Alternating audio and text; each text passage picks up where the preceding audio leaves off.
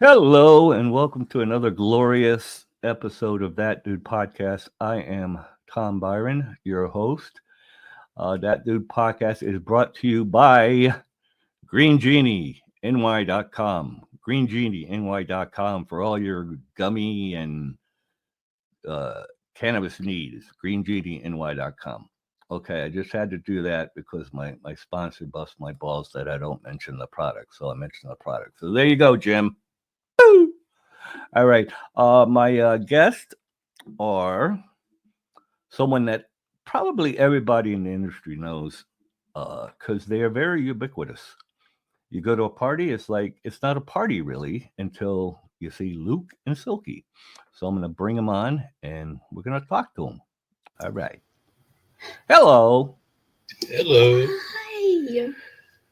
It's Good to Alex. see you, Tom. You look great. Yeah, man. It's been a while. I mean, since I think when we went to dinner with Ash or yeah, is that his name? Whatever name he uses, the Rialto Report guy. Yep. Yes, Ashley Yep. West. Yeah, it was at the some place in Santa Monica, I think. Yes, an Italian restaurant in Marina del Rey. Yeah, didn't PT Sun work at that restaurant? He Oh, yeah, did. yeah. And Gene Hamilton. I just remember all these random facts, that pop in my head. So how you guys doing? We're hanging in there. We're planning for some people to come and visit us next week. Uh huh. Do you know who Jamie Waxman is? Jamie Waxman. No, it doesn't ring a bell. Is he in the Yeah, industry or? yeah, sort of. She was a sex therapist, and Oh, right she on. did some directing for Candida Royale. I miss her. Oh man, I A still have. legend. We have her ashes in my night table still. Oh, really? Candida.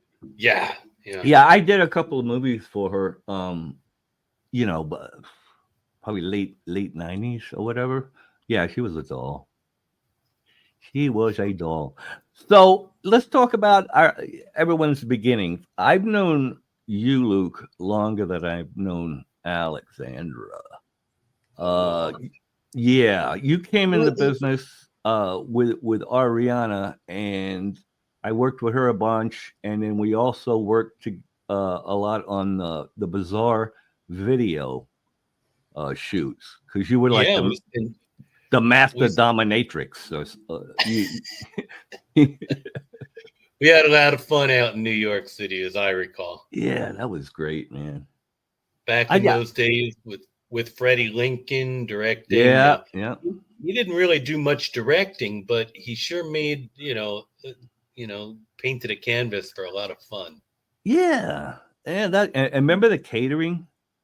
Keith was always good with the catering. That to me is that's The funniest part about the catering is if you remember, McKelly Capote, see, yeah, and a big black man named Jean Valjean yeah. I remember Jean. showed up every time we had lunch. Jean Valjean. They Well, just came out of the blue, right? I think Except they were best buddies with Neville, who would call them on the phone and say, "Hey, buffet's out. Come and get dinner." right on. So, Well, I mean, didn't they like? Were they situated in the same building as fuck Bazaar? no. Oh, McKelly lived on a boat and at the 79th Street Basin, and Jean lived downtown. right on. Well, you know what? As I recall, the food was worth a trip.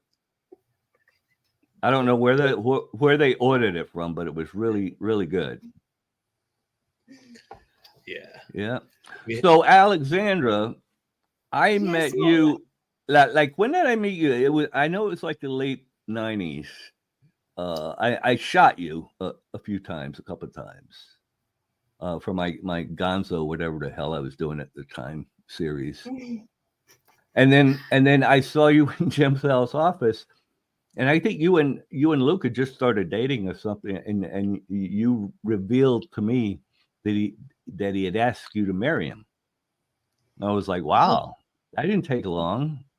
But here we are. How many years later, and you guys are still popping? That's awesome. 25 years. Wow. Well, that's 25 years of marriage. Marriage, yeah. Yeah. I do have to tell you, Tommy, time flies so quickly, but we were together for a good 3 or 4 years. Oh, were we you? Oh, okay. It just seemed to me when she told me it was like out of left field. It was like, oh, really? I guess maybe I just become aware that you guys were together, and I don't know, but it was like, hey, he asked me to marry him, and I'm so happy, and yeah. He's my best friend, and he still is today. That's what's important, you know. You got to get along. That's the key to a happy marriage. You got to get along, which is why I'm not married. You know who I get along? I got 2 cats. That's who I get along with. Yes. For each of us, it took a little practice. You know, Yeah. we were both married twice before we got together. Yeah. And I don't know, this one has been magic. We really are best friends. So after That's 25 awesome. years, it's still great. But I have a story I need to tell about you guys. Go for it. Because, as you know, at one point we were neighbors, right? Yeah. Oh, yeah.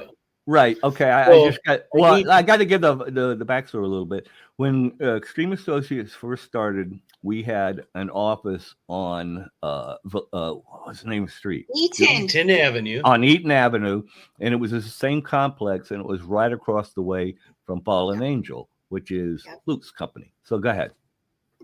All right. So at the time, you know, like we were trying to be very conservative. This was the time when, as you well know, people were going to jail for, you know, some obscenity prosecutions and such along the way. We were all dealing with Michael Ashbrook, the attorney general back then, who was really anti-porn. John Ashcroft. Right. John Ashcroft. And for me, I chose a really conservative path. I distributed all my product through Adam and Eve, as you know. Right. We were subject to all these standards and conditions. Oh, I know, dude. I remember when I had Tom Barton Pictures, there was the Adam and Eve rules that I had to follow. I get it. Yeah. So we went that route, and you know, Fallen Angel, we moved from office to office on the other side of the corridor from you guys.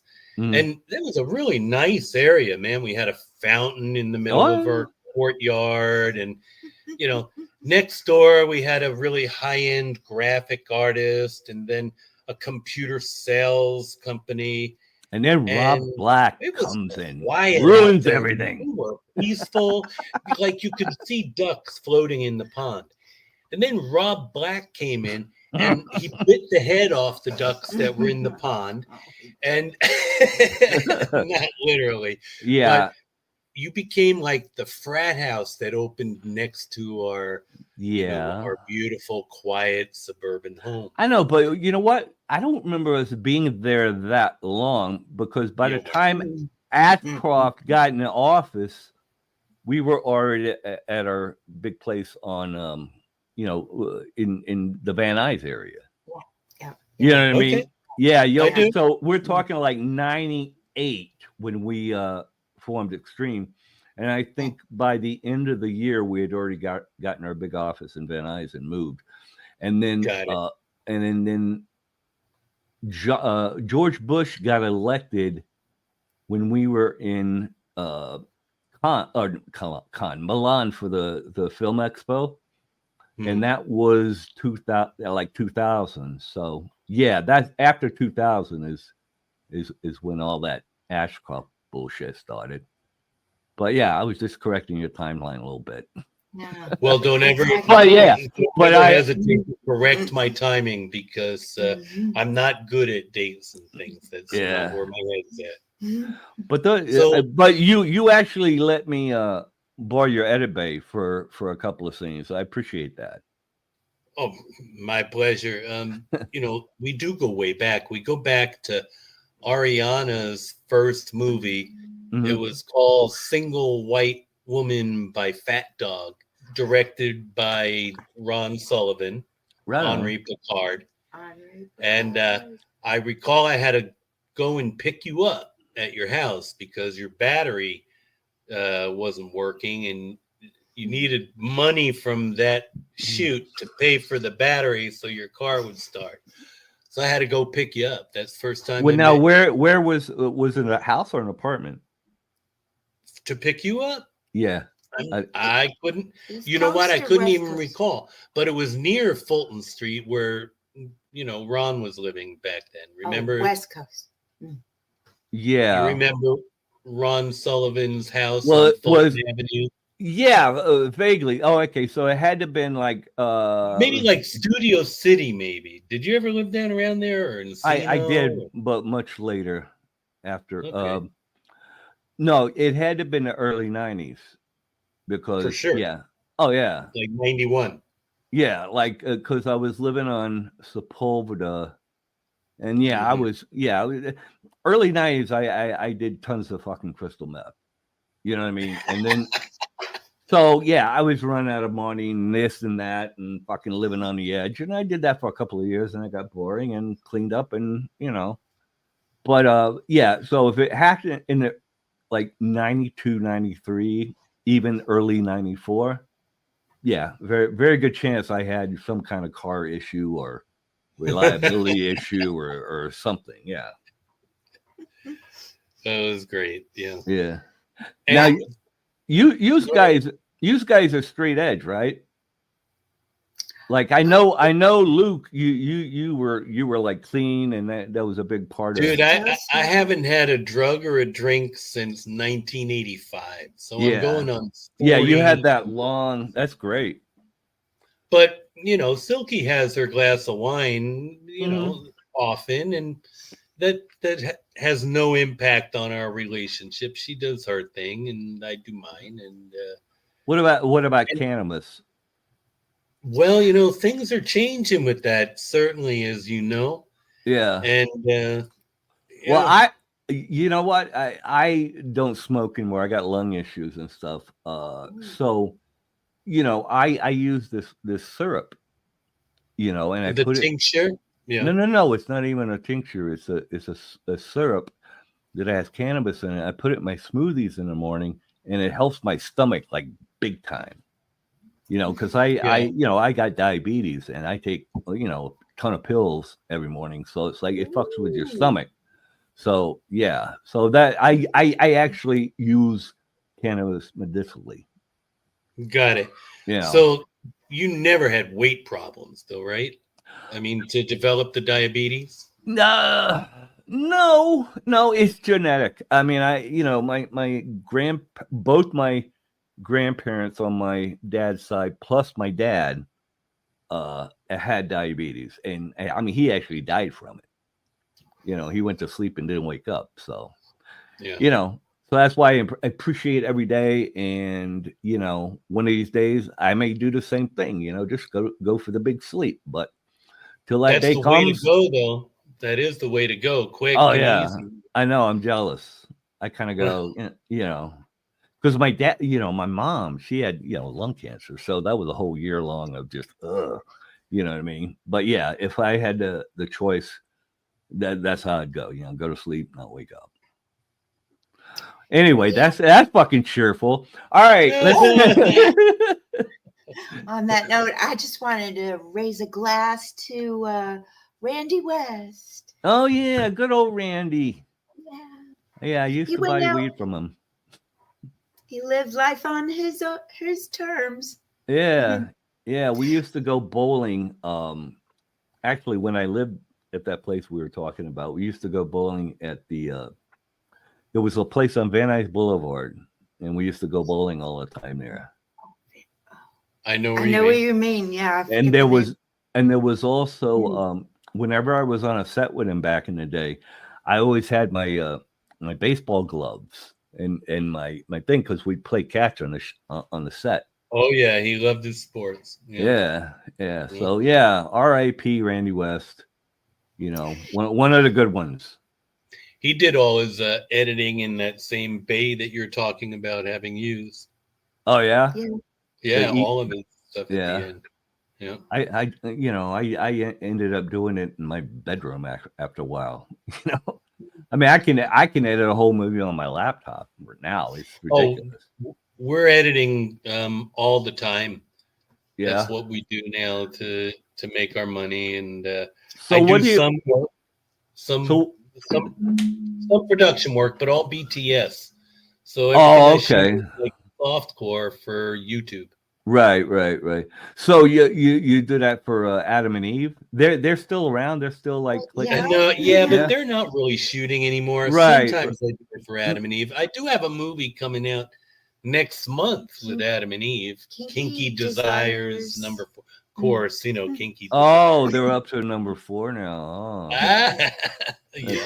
The Kinky Desires line.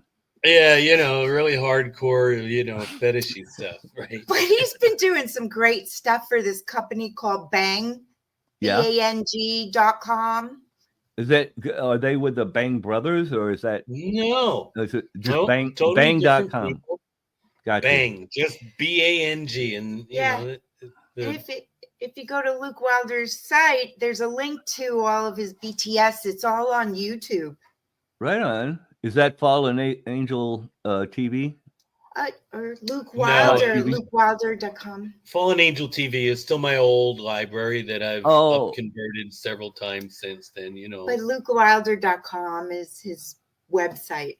Right on. There's maybe I'll put that in post. I'll put that down here. Oh, sure. Cool. That'd be cool. Hey, weren't you on Sex Court, Playboy TV at one point when Silky was running that? No, you never did that. If I was, I wouldn't remember. I don't remember these titles. I hear you. It's like, is that the one where I screwed girl A in Burbank? Okay, yeah, I remember. But titles, no, I have no idea. Well, I will say the unique thing about it that you would remember is they shot it at Gower Studios, which downtown Hollywood, a major mainstream studio. Yeah, for 8 years. But I've shot at Gower Studios a couple of times in the 80s, so I was familiar with it already. But yeah, no, that was a big thing. There was also a studio on La Brea that I shot for the first time, Hustler Video, in the mid 80s. And I got my car towed from the parking lot across the street. I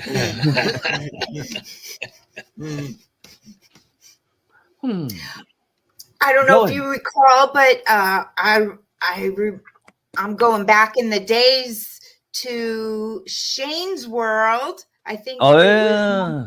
Number 11. We went to San Francisco. I remember that, but I also remember.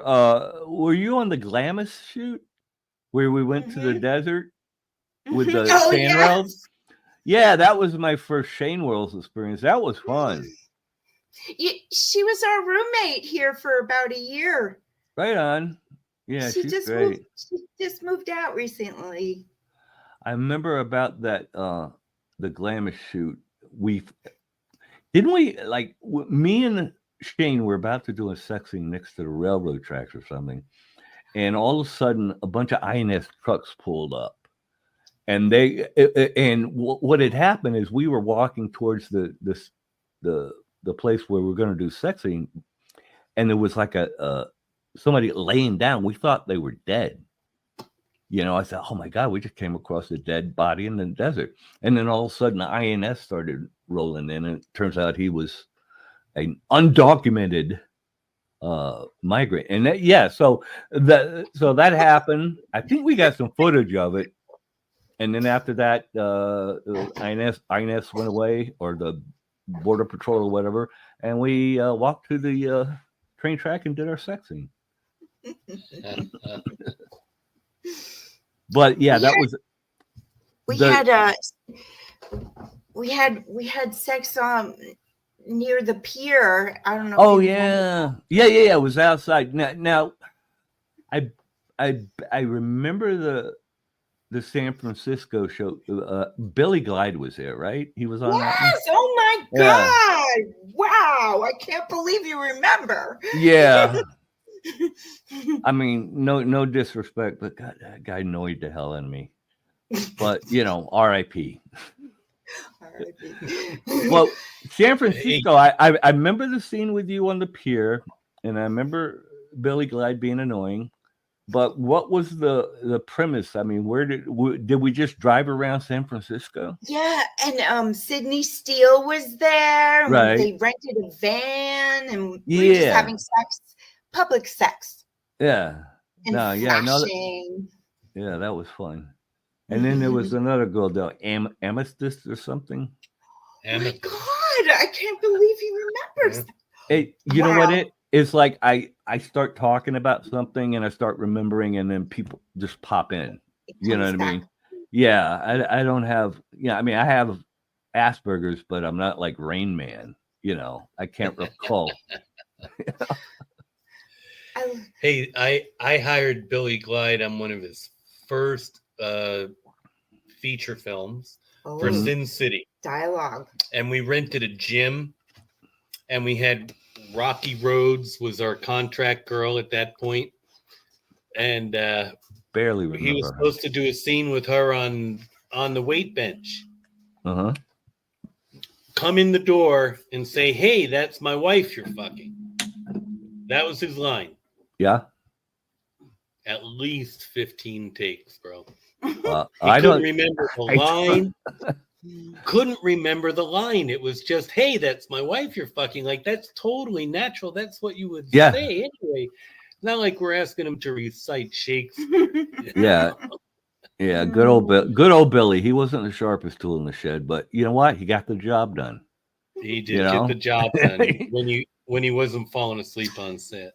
Yeah, well, that's GHB, Right. But no GHB, and remembering his lines, not good. Rest of it, all right. He's just annoying, but rest in peace. God bless. I am around these guys a lot today, and I have to tell you that you're truly one of the I guess you get your accolades, but you're one of the unsung heroes in the adult industry, having done what you did during the time when Viagra wasn't available. And it was all about getting your head in the right place and just fucking. Oh, and AIDS. Remember that? Fuck yeah, I do. The fear of that. I mean, all of that stuff that we went through, yeah.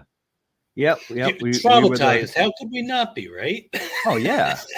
Dude, that's why at least I did a bunch of drugs, because it was just like, fuck, it's like after you get off the porn set and you get into the reality of the risk that we're taking, it's like, I just want to escape for a while, Well, imagine going through that all clean.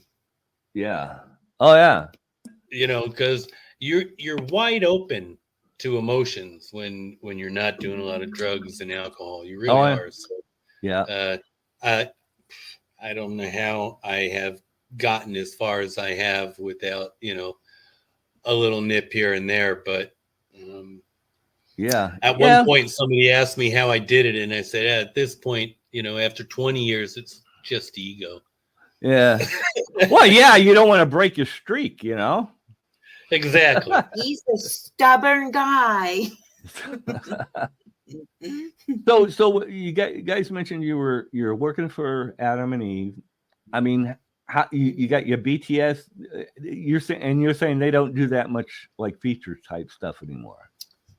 Like the one guy, Bob Christian, like he passed away recently, and he kind of ran the show as far as the productions and stuff. Am I correct? He really did. He was in control of it, and he died pretty quickly, Tommy. He passed away from brain cancer. Oh, wow. Oh, that's but a bitch. He called us before he passed away to tell us that, he had brain cancer and that he was going to pass on. And it was just a very touching phone call to get from anybody. Yeah. And, I mean, brain cancer, that's like sayonara. I mean, that's, Well, That's at really the end, hard. I had to send him voicemail messages because he couldn't read text anymore. Right? Yeah, because it is. Anyway, I'm told by the boss over here that we have to move on to I know. more positive. I know. We keep talking about death. Sorry, that's my fault. You know what? It's a good thing we've lived a full life and we've known some really great people. Yeah, such a privilege. I feel touched to have known some fabulous people like you, Tommy. I'm just me. So describe a typical day for you guys. I mean, you get Alexandra mentioned you get up early. Very early, yeah. Yes, yeah. And then I make him breakfast in the nude. Oh. Well, I'm not. I have an apron on. Well, of course, she has to be sanitary. Exactly. It's a tiny apron. Well, actually, you know, the pandemic has changed our lives a lot. So we do most of our work remotely at this point. We don't deal in hard drives back and forth. We have a dog, and we walk him twice a day. The little fucker walks 1.5 miles twice a day. So nice. That's kind of the first thing on our agenda. Mm-hmm. Right. But, you know, we're not in the gym like we used to be because we don't want to be around all those crazy people. And then you get to a certain age, it's just like, you know, the working out part, you know. It's like I do what I can just to kind of keep my, you know, my system operating. But yeah, I hate working out. I never have liked it, but I really hate it now that I'm almost 64 years old. But yeah, you know, you got to do it. Well, I turn 66 this coming November, Tommy. Oh yeah. And I'm still doing okay. You know, I'm happy to be out there and to be able to work and shoot this stuff. Man, absolutely, that's great. I did a party for them 2 weeks ago, and they had about 250 literally people hired from or invited from the industry at this show. And I go around with this kid who's a social influencer, and he interviewed them all. And it's like, you know, I'm still in the game, so to speak, and yeah, you get all the editing from all that work too. So that's what keeps her busy. So I do all the editing now, and it's so cool because you can upload and download. Yeah. Dude, I love editing. Editing is one of my favorite parts of the process, you know, whether it's, you know, porn or wrestling, because I do a lot of, you know, wrestling for XBW, the music videos and stuff. And I also have another client, Boxing Insider Promotions. So I do, you know, little highlight reels and stuff for them. But I'm always taking new clients. So, Luke, if you ever have any overflow, send it my way. I will. What do you edit Alex, on? Final Cut Pro. Good to know. Final Cut Pro. I'm old school. That's cool. But I'm pretty good at it, you know, especially if there's like, you know, visuals or a music video, or that's where I kind of shine. But I've done everything. You know, from Gonzo to features. I even got nominated for editing, AVN. I didn't win, but you know. Right. For that Taxi Driver parody we did years and years ago. I do. I remember.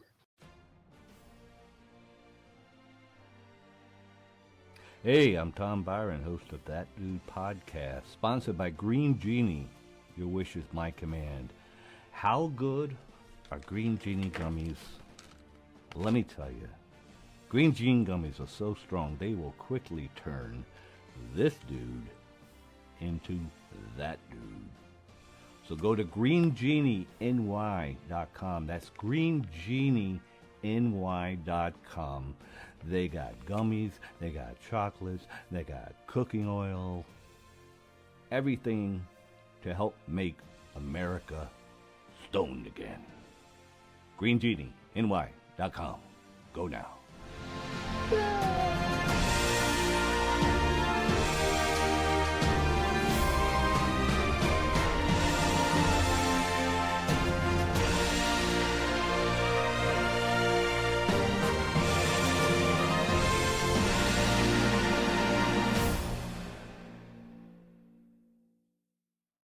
So now, It so was- what do you? Yeah, go ahead. No, you go. No, you go. No, you go. How do you like living on the East Coast? It's, you know what? It's a little colder than California, but it's not so crazy. I mean, I live in a place called Penfield, which is right outside of Rochester, and it's Rochester, the city. Depending on the night, can be a little rough, but where I live in Penfield is just suburbs, and it's quiet, and it's, you know what I mean? It's more my speed. I don't know if I could handle the pace of LA right now. You know what I mean? I plan to go back there at some point, just for a visit or where I guess, yeah, my brother, because my brother still lives out there. But yeah, that whole pace, that city pace, I don't know if my brain can handle it anymore. So I hear you. I'm very, I'm semi-retired. I do a little work, editing, and Rob's got a couple of businesses, so I'll work at his store or whatever, you know what I mean? But mostly I'm just kind of, digging life, while we got it left, Yeah, I mean, for sure. I mean, We're thinking about moving from, we've been in Thousand Oaks forever. yeah, but Thousand Oaks is nice. Thousand It's Oaks is a beautiful, but suburb. we're thinking about going up to Northern California. How northern? Like Yeah, we've Humboldt got and a shit? really beautiful place up there, and it's just quiet and away from Yeah. the hubbub and the nonsense. The Yeah, place was actually built by one of those people that are always prepping, for disaster. Oh yeah, survivalist. Yeah, so it's got all kinds of like cement bunkers and things like that built into it. But Cool. that's not why we're going there. We're going there because it's just beautiful. Did you see? There's a movie I saw it on Netflix recently called "Leave the World Behind." Did you see it with what's her name? Julia Roberts and Ethan Hawke, and it's on Netflix right now. If you get a chance, check it out. But I will. it's Leave the world the survival bunker thing. That's the one that made me think about that movie. So you got to watch that movie, and you'll know what I'm talking about. Leave the World Behind with Julia Roberts and Ethan Hawke. Yep. Well, at this stage in our lives, we have to start thinking about retirement. Oh yeah. Where you're going to go with all that. You don't have any kids, do you? No, I have nieces and nephews and godsons, and that's perfectly fine with me because I get to like I'm gonna babysit Rob's kids Saturday night while they go out. But then, after a couple hours, they come home and I get to go home. So it's a beautiful thing, So I get that. I'm like Uncle Tommy, Mr. Generous Uncle guy. But I don't have to hang out all 24/7, which works for me. That's great. It's good you have an adopted family, because that isolation thing can really get to people. Yeah. But I don't know. I like isolation. Like you mentioned the COVID and the lockdown thing. I didn't isolate. I drove Uber during the pandemic, and it was awesome. Yeah, we did Grubhub. I made so much money, like because all the surge and the demand, and basically I was just taking people to and from work, like doctors and whoever. And yeah, I made so much money in that whole lockdown era. I wore the mask and everything, did all the shit you're supposed to do. But the COVID lockdown was awesome up here. Tommy, we did Grubhub. Yeah. The same thing, but it was fun. You gave us something to do. We had a craft. I would never eat food from any of those food delivery services because I worked in a restaurant, and sometimes that food sits on the counter, especially on the weekends. That food sits there for a while. So I don't, know it. He knows.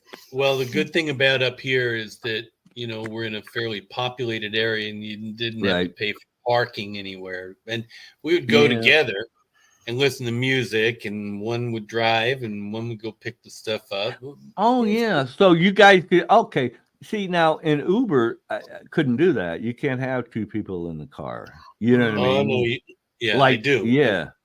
We even had the dog in the back seat. Oh, that's why. Maybe I should have tried that, but like I said, I was making so much money doing Uber. But it's not the same anymore. Do you remember? Oh, I know it's not. That's why I'm not doing Uber anymore because I'm not remember gonna. Misty Rain? Yep. And Chad. Well, her husband still does it all the time. Grubhub. He's a professional now. Yeah. That's how he makes. God bless. If you can do that kind of thing. Like I don't know. Grubhub out here might be a little. Because there's just certain areas I don't want to go at night. You know what I mean? And that's the problem. Because the only way to really make money doing Grubhub or whatever is to do it at night, right? Or am I wrong? Yeah, dinner time or lunch. And Uber, I could drive during the day. I would actually get up at 4 a.m. so I hit the road by 6 and be done by like 1, 2 o'clock in the afternoon because that's when all the troublesome drivers seem to hit the road right around 2 o'clock in the afternoon because they stay up all night partying and terrorizing the city. So they get up and then it's time to go home because there's too many crazy drivers on the road. So it worked out. But yeah, Grubhub, you would have to do it at night, I would think. And I don't like driving at night because my eyes are all fucked up from the diabetes, and B, I don't want to go down certain roads at night, So understood, yeah. Knock on wood, I never got robbed or anything while I was doing Uber. So, you're definitely pressing your luck driving, rideshare, or food delivery or anything at night. Yeah. So every time I see West Side Story, I think of you. Oh yeah. I don't know what I used to do West Side Story, right, for you. Yeah. What? You must have. What? You memorized one of the skits there. When the jet. You are always. I know. Because you know what I when I see a movie I really like, I kind of watch it over and over. It's part of my condition. But yeah, that's why I can quote Godfather. I can quote Scarface. I can quote, West Side Story. I get focused on a classic movie and I would just watch it over and over and over again. I can't count how many times I've seen The Godfather. Like literally hundreds of times. Because I'll notice something different every time I watch it. You know what I mean? Or I'm just really high or whatever, and I don't want my brain to think too much. I just want to look at something that I know is gonna be great. You know what I mean? It's not gonna disappoint me. It's like, oh, this is a great movie. I'm just gonna kind of experience it. You know what I mean? So that's why I had this. Yeah, I can quote anything in any movie that I've seen more than 5 times. Yeah, that's a talent. Yeah. My favorite movie is My Cousin Vinny. Oh, that's a good one. Yeah, Marissa Tomei. He's really good in it. I've been wanting to watch that lately. I should probably see if it's on any of the streaming channels. It is, for sure. It's a good one. Yeah, it's a good one.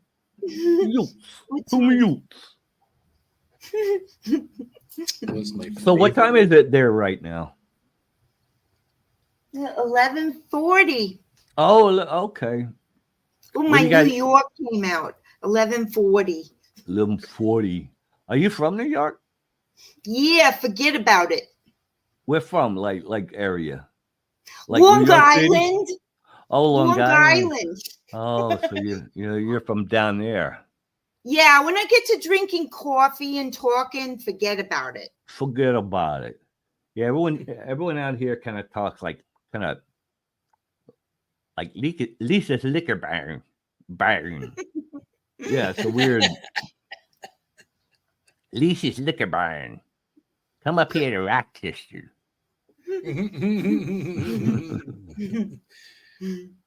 So what are you guys going to gonna live up there at one point years ago? Sure, what? She lived up in that area a long time ago. Right on. I like to visit, but I don't think I could live in down there in the New York City area. I mean, I love to visit. Don't get me wrong. I mean, I'm actually going to New Jersey in a couple of weeks for that Exotica thing. Edison, yep. Yeah. I know the area really well. Make sure you go to Harold's Diner. Harold's Diner? Okay. Everybody knows where it is. It's right there near the convention center, and they have the big, like you order one sandwich for a table. They have the biggest pancake you've ever seen in your life. You'll have a fun time. I'm originally from New Jersey. Right on. Whereabouts? A town called North Bergen. Okay, right, I know where that is. I know that right across the river from Manhattan. Right on. And the playground that I used to play in, overlooked the Empire State Building. So I was right in between the GW Bridge and the Lincoln Tunnel. Yeah. Yeah, I haven't. I mean, this will be the first public appearance, like, shit, probably since I saw you guys at the restaurant that night. You're going to have fun. It's a good crowd. But don't be surprised if none of the talent know who you are. I don't care. Like the fans will know. I won't know. I won't know who they are either. Exactly. I called into because Bartley's helped me out with all this, right? I'm actually going to be signing his booth, but I called into his little show last night, and he was like rattling off like who was there on the show, and I didn't know any of them except for Christy. Exactly. So yeah, I have no idea who the current crop of starlets. We work with talent. We work with talent. We actually met an agent who didn't know who Nina Hartley was. Oy, he was a kid though. But we've seen a lot of people come and go.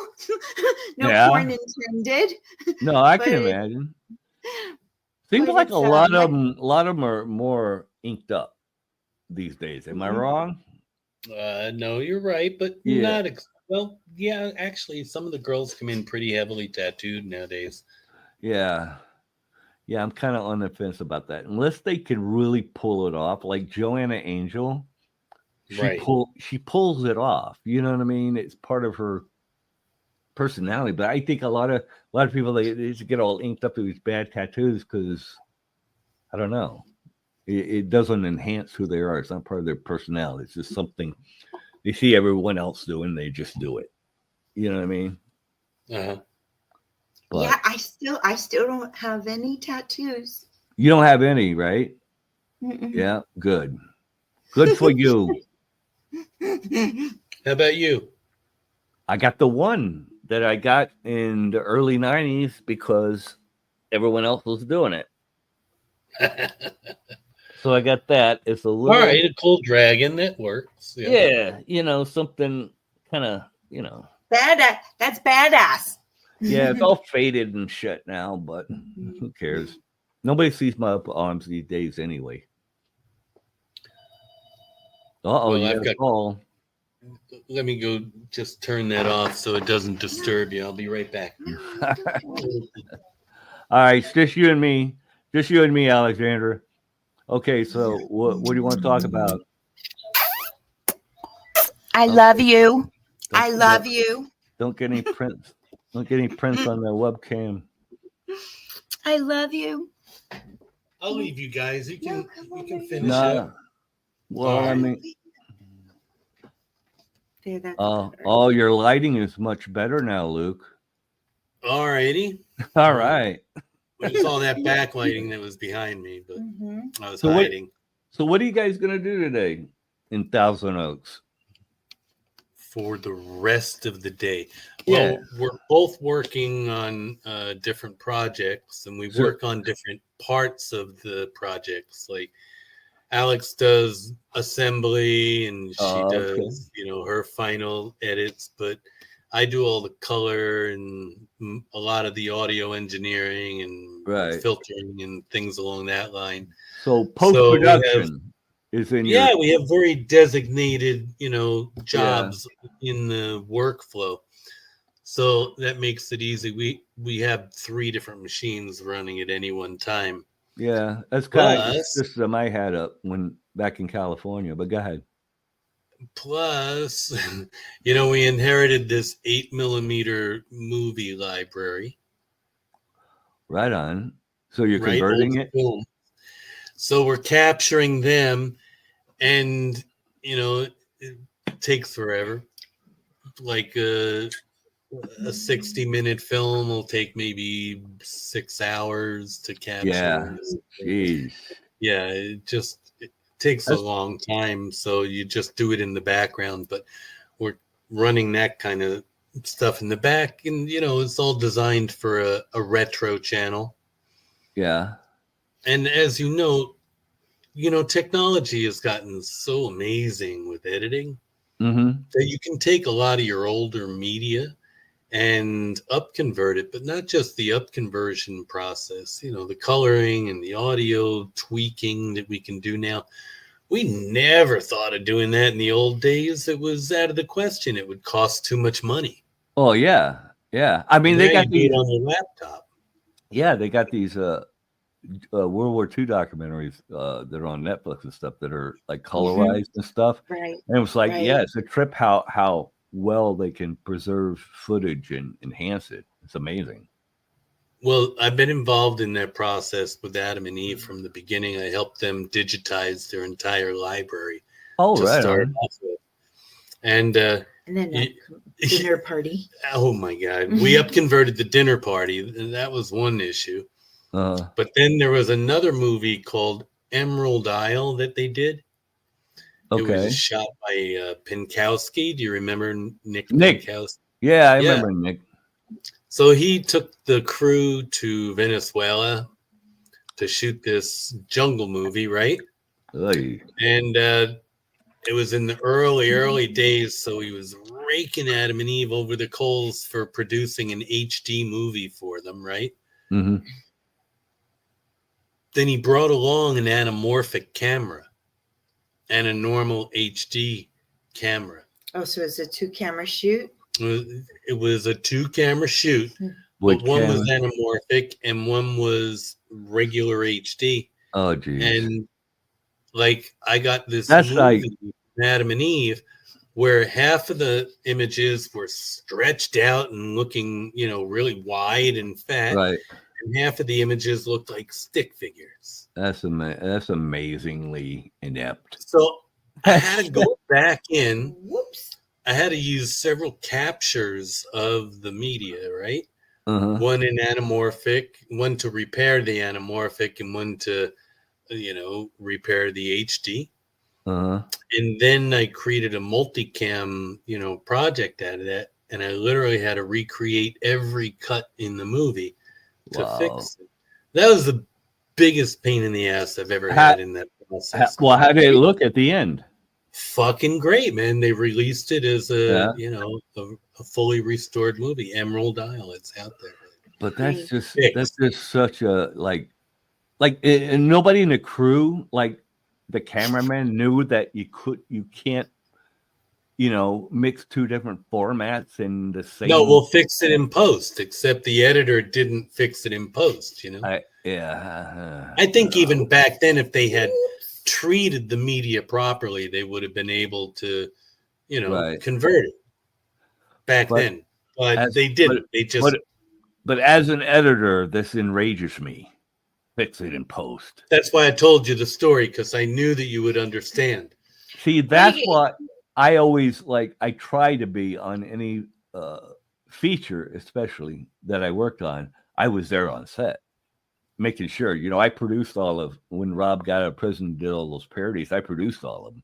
So yeah. I'd be on set all day, every day, and telling, it's like, no, don't be lazy and do this. Use the goddamn clapper and write the shit on there. So you know what I mean? So yeah, I was always on set whenever I did a feature that I was going to edit, just to make sure that they don't get lazy and start saying, fix it in post. No. I'm going to fix it now. Well, I have to say he gets a lot of his work from people's fuck ups. And they're like, "Can you fix this? I shot this in HD. Can you make it into 4K?" Yeah. So many of those. Yeah, they. So it's a good thing for us. Well, yeah, I guess it's job security, but Jesus. You don't want to make money off of repairing people's fuck ups. You want them to make money so that they come back with another project, right? That's what it's all about. But boy, that's fun. They resist doing it correctly. That's for sure. Oh, geez. We edit. Remember Pat Mine? Pat Mine. Yeah. I think he worked for. I know Pat Mine. He was married to Shelby Mine. Shelby, right? And remember, she was a makeup artist out at Bazaar. And Stormy Daniels. Yeah. He got around, that guy. But I don't think I've ever really met him other than just passing by at a function or whatever. I never worked for him, or I never hired him or anything like that. But yeah. He's still around. He's still shooting. We edit his stuff, and he shoots for Bang. Yeah. And